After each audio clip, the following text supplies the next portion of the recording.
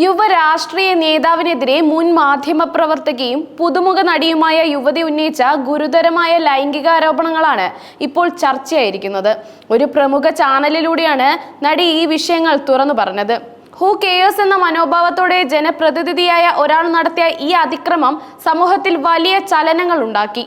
എന്താണ് ഈ വെളിപ്പെടുത്തലിന്റെ വിശദാംശങ്ങൾ? ഇത് കേരള രാഷ്ട്രീയത്തിൽ എന്ത് പ്രത്യാഘാതങ്ങൾ ഉണ്ടാക്കും? പൊതുസമൂഹം, രാഷ്ട്രീയ പാർട്ടികളും ഈ വിഷയത്തെ എങ്ങനെയാണ് സമീപിക്കേണ്ടത്?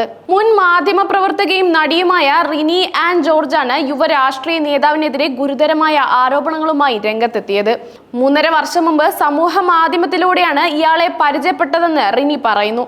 തുടക്കത്തിൽ സാധാരണ സംഭാഷണങ്ങളായിരുന്നെങ്കിലും പിന്നീട് അത് മോശം രീതിയിലേക്ക് മാറുകയായിരുന്നു. ലൈംഗിക താല്പര്യത്തോടെ നേതാവ് പഞ്ചനക്ഷത്ര ഹോട്ടലിലേക്ക് ക്ഷണിക്കുകയും നിരന്തരം അശ്ലീല സന്ദേശങ്ങൾ അയക്കുകയും ചെയ്തതായി നടി വെളിപ്പെടുത്തി. ഈ മോശം പെരുമാറ്റം തന്നെ ഞെട്ടിച്ചുവെന്നും താൻ ശക്തമായി ഇതിനെതിരെ പ്രതികരിച്ചുവെന്നും റിനി പറയുന്നു. ഒരു ജനപ്രതിനിധിക്ക് യോജിക്കാത്ത പെരുമാറ്റമാണെന്ന് ചൂണ്ടിക്കാട്ടിയപ്പോൾ പ്രമാദമായ ലൈംഗികാരോപണ കേസുകളിൽ ഉൾപ്പെട്ട മറ്റ് രാഷ്ട്രീയ നേതാക്കൾക്ക് എന്ത് സംഭവിച്ചുവെന്ന് ചോദിച്ച് ഭീഷണി സ്വരത്തിൽ സംസാരിക്കുകയും ആരോട് വേണമെങ്കിലും എവിടെ വേണമെങ്കിലും പരാതിപ്പെട്ടോളൂ, ഹൂ കെയേഴ്സ് എന്ന മനോഭാവത്തോടെ പെരുമാറുകയും ചെയ്തതായി അവർ പറയുന്നു.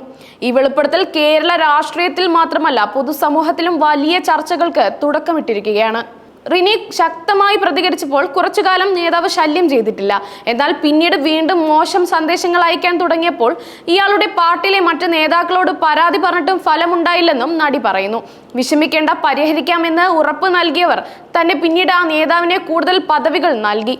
ഇതവന്റെ മിടുക്കാണെന്ന് പാർട്ടിയിലെ ഒരു പ്രധാനപ്പെട്ടയാൾ പറഞ്ഞുവെന്നും നടി ആരോപിക്കുന്നു. ഈ വെളിപ്പെടുത്തൽ കേരള രാഷ്ട്രീയത്തെ ചില ഇരുണ്ട യാഥാർത്ഥ്യങ്ങളെയാണ് തുറന്നു കാണിക്കുന്നത്. സമൂഹത്തിന് മാതൃകയാകേണ്ട ജനപ്രതിനിധികൾ തന്നെ ഇത്തരം മോശം പ്രവണതകളിൽ ഏർപ്പെടുന്നു എന്നത് ആശങ്കാജനകമാണ്. ഹൂ കെയേഴ്സ് എന്ന മനോഭാവം അധികാരത്തിന്റെയും സ്വാധീനത്തിന്റെയും ബലത്തിൽ എന്തും ചെയ്യാമെന്ന ദാർഷ്ട്യമാണ് കാണിക്കുന്നത്. ഇത്തരം പ്രവണതകൾ മറ്റ് രാഷ്ട്രീയ പാർട്ടികളിലും ഉണ്ടോ എന്ന ചോദ്യം ഈ സംഭവത്തിലൂടെ ഉയരുന്നു. ഒരു രാഷ്ട്രീയ നേതാവിനെതിരെ ഇത്ര ഗുരുതരമായ ഒരു പരാതി ലഭിച്ചിട്ടും ആ പാർട്ടി അതിനെ നിസ്സാരവൽക്കരിച്ച് അവഗണിച്ചു എന്നതാണ് ഈ വിഷയത്തിലെ മറ്റൊരു പ്രധാനപ്പെട്ട കാര്യം. കുറ്റാരോപിതനായ വ്യക്തിക്ക് കൂടുതൽ പദവികൾ നൽകിയത് പാർട്ടി ഇത്തരം പ്രവർത്തികളെ അംഗീകരിക്കുന്നുണ്ടോ എന്ന സംശയം ജനിപ്പിക്കുന്നു. ഇത്തരം ആളുകളെ സംരക്ഷിക്കുന്നതിന് പകരം ധാർമ്മികതയും ഉത്തരവാദിത്വവും കാണിക്കാൻ പാർട്ടികൾ തയ്യാറാകണം. രാഷ്ട്രീയ പാർട്ടികൾ അവരുടെ നേതാക്കൾക്ക് ധാർമ്മികമായ ഉത്തരവാദിത്വ ബോധം നൽകുന്നതിൽ പരാജയപ്പെടുന്നുണ്ടോ എന്നും നമ്മൾ പരിശോധിക്കേണ്ടതുണ്ട്. റിനി ആൻ ജോർജ് ഒറ്റയ്ക്കുള്ള പോരാട്ടമല്ല നടത്തുന്നത്. ഈ നേതാവിൽ നിന്ന് ദുരനുഭവങ്ങൾ നേരിട്ട മറ്റ് സ്ത്രീകളും പാർട്ടിയിലെ നേതാക്കളുടെ ഭാര്യമാരും പെൺമക്കളും അടക്കം മുന്നോട്ട് വരണമെന്ന് അവർ ആഹ്വാനം ചെയ്യുന്നു. ഈ വ്യക്തിയെ മുൻനിർത്തി മുന്നോട്ട് പോകരുത് എന്ന് പാർട്ടിയോട് ആവശ്യപ്പെടുകയും തനിക്ക് ഇനിയും ദുരനുഭവങ്ങൾ ഉണ്ടായാൽ പേര് വെളിപ്പെടുത്താൻ തയ്യാറാണെന്ന് പറയുകയും ചെയ്തത് ഈ പോരാട്ടം ഇവിടെ അവസാനിക്കുന്നില്ല എന്ന സൂചന നൽകുന്നു.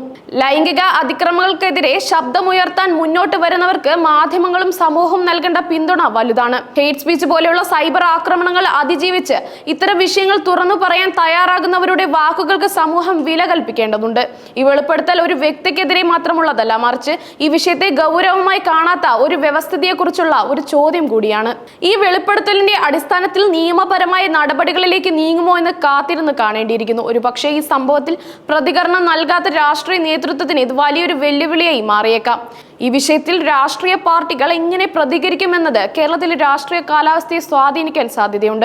ജനപ്രതിനിധികളെ തിരഞ്ഞെടുക്കുമ്പോൾ അവരുടെ ധാർമ്മികതയും പെരുമാറ്റ രീതികളും കൂടി പരിഗണിക്കേണ്ടതുണ്ടോ എന്ന ചോദ്യം ഈ സംഭവം ഉയർത്തുന്നു. ഒരു യുവ നേതാവിനെതിരെയുള്ള ഈ ആരോപണങ്ങൾ കേരള രാഷ്ട്രീയത്തിന്റെ സദാചാര നിലവാരത്തെക്കുറിച്ചുള്ള ചോദ്യങ്ങൾ ഉയർത്തുന്നു.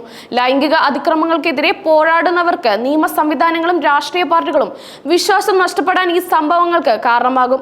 ഇത്തരം പ്രവണതകളെ ചെറുക്കാൻ ശക്തമായ നടപടികൾ സ്വീകരിക്കാൻ അധികാരികളും രാഷ്ട്രീയ നേതൃത്വവും തയ്യാറാകണം. ഇല്ലെങ്കിൽ ഹൂ കെയേഴ്സ് എന്ന ചോദ്യം ഇന്ത്യൻ ജനാധിപത്യത്തിന്റെ തന്നെ ഒരു സ്ഥിരം മനോഭാവമായി മാറിയേക്കാം.